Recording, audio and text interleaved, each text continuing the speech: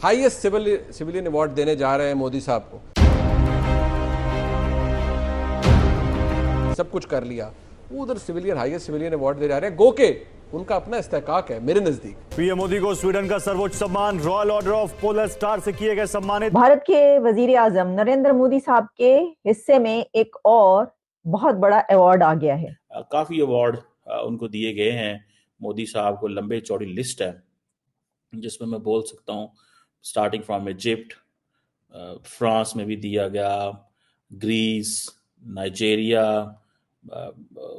गाना, मतलब I think 20 award हैं जो मोदी साहब को दिए गए हैं। और ये प्रधानमंत्री मोदी को मिला 31वां अंतर्राष्ट्रीय सम्मान है Indian prime minister Narendra Modi ji की। और आप जैसे जानते हैं कि एक रिपोर्ट आई है जिसमें वो लीडर्स में उनको सबसे आगे बताया गया है ग्लोबल लीडर्स में। अगर इंडिया और बांग्लादेश की बात की जाए तो इंडिया बांग्लादेश का बाप है और बांग्लादेश जो है वो एक नाफरमान बेटा है इंडिया का। एक और बड़ी खबर, भारत नीदरलैंड्स में सेमीकंडक्टर को लेकर एक बड़ा समझौता हुआ है। पीएम मोदी की मौजूदगी में ऐतिहासिक समझौता यह हुआ है। तो फिर तो डोनाल्ड ट्रंप का सर्वाइवल एज प्रेसिडेंट मुश्किल हो जाएगा। तो ये सारे इश्यूज अमेरिका में इस वक्त डिस्कस हो रहे हैं। इंडिया जो है उसने ज्यादा डील्स कर ली हैं, ठीक है ना जी, और एज कंपेयर टू अमेरिका, किस चीज को देखते हुए वो मजीद गुस्से में आ जाते हैं, ठीक है जी, कि इंडिया डिड मोर डील्स। नमस्ते दोस्तों, जय हिंद। हिंदुस्तान स्पेशल में आपका स्वागत है। दोस्तों, 5 देशों की यात्रा के तीसरे चरण में स्वीडन के गोथेनबर्ग पहुंचे प्राइम मिनिस्टर नरेंद्र मोदी को स्वीडन की सरकार ने रविवार को अपने सर्वोच्च सम्मान royal order of the polar star commander grand cross से सम्मानित किया है। यह किसी भी देश के प्रमुख को दिए जाने वाला स्वीडन का सर्वोच्च और प्रतिष्ठित सम्मान माना जाता है। इस सम्मान के साथ ही प्राइम मिनिस्टर मोदी को अब तक कुल 31 अंतर्राष्ट्रीय सम्मान प्राप्त हो चुके हैं, जो दुनिया के अलग अलग देशों की तरफ से उन्हें दिए गए सर्वोच्च नागरिक और राजकीय सम्मानों में शामिल हैं। प्राइम मिनिस्टर मोदी के स्वीडन दौरे का प्रमुख उद्देश्य भारत और स्वीडन के द्विपक्षीय संबंधों को एक ज्यादा संगठित और तकनीकी आधारित आर्थिक साझेदारी में बदलना है। प्राइम मिनिस्टर मोदी की इस यात्रा का केंद्र स्वीडन के प्रधानमंत्री के साथ उच्च स्तरीय बातचीत, स्वीडिश बिजनेस जगत के प्रमुख लोगों से मुलाकात और भारत की green energy transition, digital innovation और डिफेंस टेक्नोलॉजी एजेंडों में स्वीडन को एक साझेदार के रूप में स्थापित करना रहेगा। जी हेलो दोस्तों, प्राइम मिनिस्टर मोदी जो हैं वो जा रहे हैं ऑन अ 5 नेशन टूर। अच्छा, इसको भी बहुत ज़्यादा मल्टीपल एंगल से देखा जा रहा है that why Modi is going on a tour. अच्छा, घर में लोग कहीं तनकीद भी करते हैं कि जनाब मोदी साहब, आपको इस चीज़ का बहुत अच्छे से पता है कि तेल की कीमतें बढ़ रही हैं, लोगों को आप कह रहे हैं कि ये ना करें वो ना करें, खुद आप जहाज़ों पे बैठे हुए हैं। लेकिन स्टेट क्राफ्ट खैर ऐसे नहीं चलती, ऐसी बातों को आप लिफ्ट तो नहीं कराते होते। लेकिन ये जो 6 day multiple nation multi nation trip है, बहुत सारे वर्ल्ड लीडर्स को वो मिलेंगे। मोदी साहब जो है वो उन्होंने अपना जो यूएई पहले गए हैं, यूएई के बाद जो है वहाँ पे उन्होंने $5 बिलियन की इन्वेस्टमेंट ली है।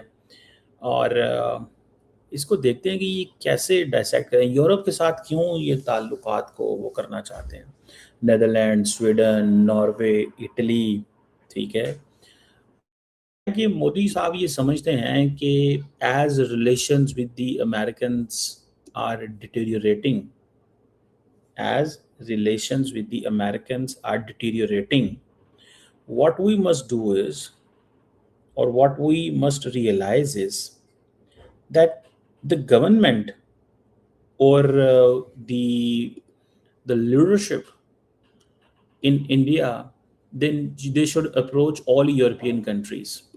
फ्री ट्रेड एग्रीमेंट तो वो किया हुआ, लेकिन वो समझते हैं इन मुल्कों के साथ भी ताल्लुकात को वो करने की ज़रूरत है। फॉर एग्जाम्पल जो नेदरलैंड है, ये सुनने में आ रहा है कि that is his second trip to Netherland after 2017।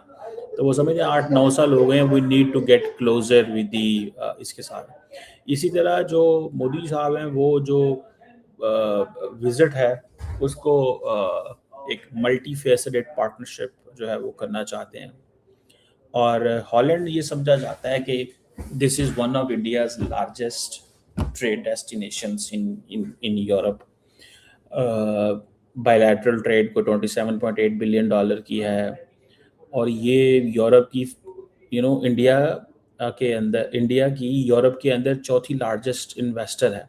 तो अगर इंडिया और बांग्लादेश की बात की जाए तो इंडिया बांग्लादेश का बाप है और बांग्लादेश जो है वो एक नाफरमान बेटा है इंडिया का, जो अब अपने बाप को ही आंखें दिखा रहा है जब से शेख हसीना वाजिद की हुकूमत जो है वो ख़त्म हुई है।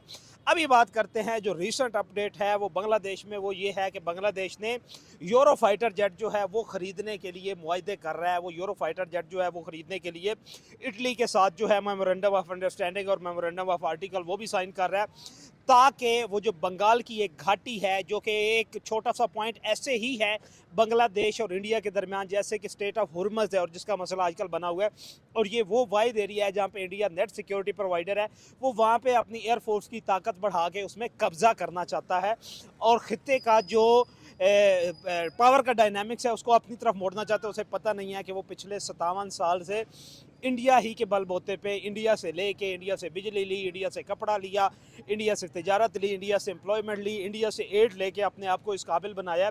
तो अब वो इटली के साथ मिलके बांग्लादेश वाले जो हैं वो इंडिया को आंखें दिखा रहे थे और इंडियन एयरफोर्स को, जो नो डाउट के प्रोफेशनल एयरफोर्स है, दुनिया की चंद बड़ी एयरफोर्स में वो शामिल है। जो आपने एक बात की कि क्या बांग्लादेश वाकई में ऐसा कर पाएगा कि नहीं, वो तो साफ जाहिर है कि देखें, एक कंट्री इंडिया ले लीजिए और उसके मुकाबले में बांग्लादेश जैसी कंट्री ले लीजिए, जाहिर है दूर दूर तक एक तरफ 14 करोड़ आबादी का मुल्क और एक तरफ 135 करोड़ आबादी का मुल्क, और जितना उनका डिफेंस बजट है इससे कुछ 4 गुना छोटा टोटल बजट है बांग्लादेश। बिल्कुल यही बात है। देखिए वो बस क्या कहते हैं, मुझे लगता है कि अब पब्लिक की सिंपैथी लेने के लिए या एम्पैथी लेने के लिए भी वो कोई चीजें इस तरह की कर रहे हैं। जब से जैसे वेस्ट बंगाल में मोदी की हुकूमत आई थी और उन्होंने ये वो सेटबैक जो वेस्ट बंगाल में हुआ है, क्या नाम है उनका, ममता बनर्जी जी को, उसके बाद उसको काउंटर करने के लिए तो नहीं बांग्लादेश, क्योंकि पहले बांग्लादेश के और ममता बनर्जी के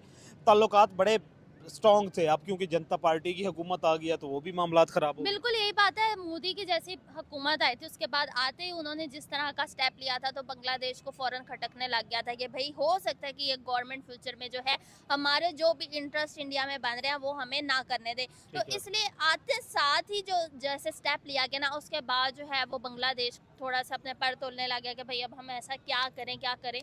तो उन्होंने जो है ये बांग्लादेश में इतनी सख्त है को इंडिया को आंखें दिखाए। नहीं, आप देख लें, कोई मसला होता है सबसे पहले एड के लिए इंडिया के देखें, जिस भारत ने इनको एड दी, जिस भारत ने इनको इलेक्ट्रिसिटी दी, जिस भारत ने इनको ऑयल दिया, जिस भारत ने इनको मेडिसिन दी, जिस भारत ने इनको जन्म दिया, कह लें, उसी को आंखें दिखाने की कोशिश कर रहे हैं। तो ये पॉसिबल नहीं है। और इससे पहले भी हम देखेंगे जिस भी छोटी कंट्री ने जब भी भारत को आंखें दिखाने की कोशिश की है ना, उसने खुद ही मुंह की खाई है।